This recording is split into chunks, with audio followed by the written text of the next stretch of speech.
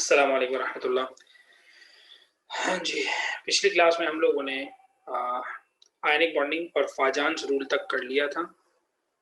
ठीक है जी। तो आयनिक बॉन्डिंग में हमने किस तरह से आयनिक बॉन्डिंग होती है ये सब चीज़ें, फिर उसके अंदर आयनिक बॉन्डिंग में जो क्रिस्टल लैटिस का स्ट्रक्चर है उसकी प्रॉपर्टीज़ है, ये सब चीज़ें हम देख चुके थे।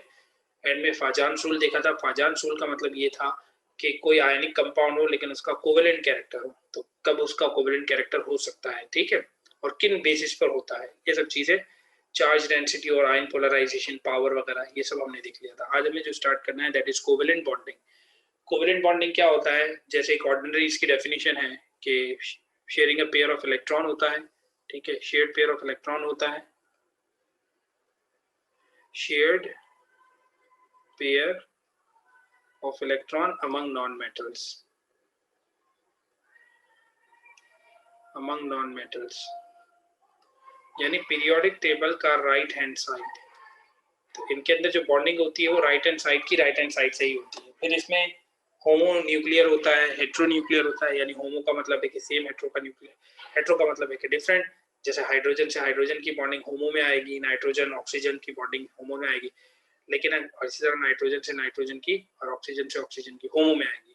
लेकिन इनको आपस में जोड़ दें जैसे कि NH3 या वाटर, तो ये हेट्रो में आती है, hetero nuclear. Shared pair of electron, pair का मतलब क्या था?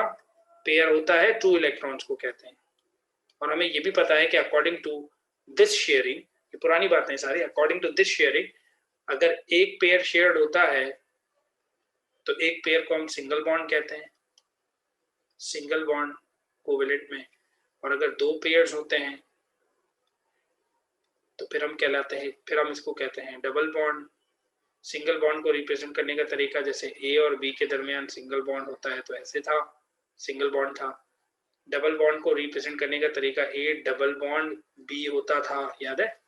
और जब थ्री पेयर्स होते हैं, three pairs is being shared या three pairs are being shared, then triple covalent bond is formed. अब इसकी बहुत सारी एग्जांपल्स हैं, ठीक है, जैसे बी के साथ। अब लकीली वो सारी हमने ओ लेवल में पढ़ी हुई है, थोड़ी सी इसका रिव्यू हम आगे देख लेते हैं। अच्छा, यहाँ तक ये बॉन्डिंग क्यों करता था तो हमें ये भी पता है, in order to achieve octet rule configuration. तो एक ऑक्टेट रूल होता है, एक नोबल गैस कहलाता है, ये दोनों बातें सेम है।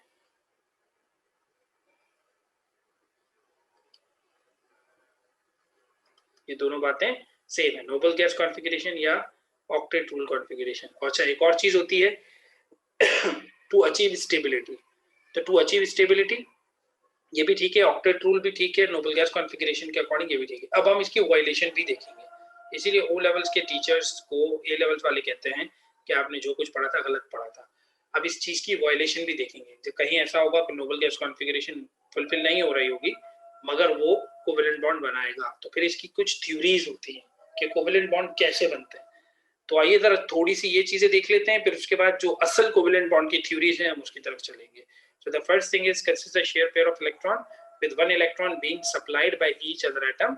Other atoms of the bond compare with the dative covalent bond. अच्छा, ये जो है ना compared with the dative covalent bond, ये अभी छोड़ दो, ये अभी हमने पढ़ा ही नहीं है, ठीक है। ये शेयरिंग यहाँ हो रही है, ये एक न्यूक्लियस है, ये दूसरा न्यूक्लियस है, और इन दोनों के बीच में शेयरिंग हो रही है। Atoms are held because their nuclei where nuclei which have an overall positive charge, ये वाला, ठीक है, are attracted to shared electron. ये दोनों आपस में एक दूसरे को रिपेल करते हैं, जैसे कि एक बॉन्ड होगा इधर, तो इसका न्यूक्लियस दूसरे वाले को क्या करेगा? रिपेल कर रहा होगा। लेकिन इन दोनों के इलेक्ट्रॉन्स, जैसे कि अब इसका इलेक्ट्रॉन होगा इधर और इसका इलेक्ट्रॉन होगा इधर, तो ये इसको तो अट्रैक्ट कर रहा ही है लेकिन ये इसको भी अट्रैक्ट करेगा, ऐसे। तो इन दोनों की अट्रैक्शन से बॉन्डिंग हो जाती है, ठीक है। और जब बॉन्डिंग होती है तो एनर्जी ऑफ द मॉलिक्यूल कम हो जाता है, यानी कि जब कोई एटम होता है, ऐसी बात है, जब बॉन्ड मेकिंग होता है, बॉन्ड मेकिंग का मतलब क्या होता है? बॉन्ड मेकिंग होती ही तब है। अच्छा, ये जो पार्ट है ना एनर्जी वाला, ये पार्ट ए लेवल के सिलेबस में नहीं है, लेकिन ये बात आपको पता होनी चाहिए कि अगर मैं हाइड्रोजन को हाइड्रोजन से रिएक्ट करा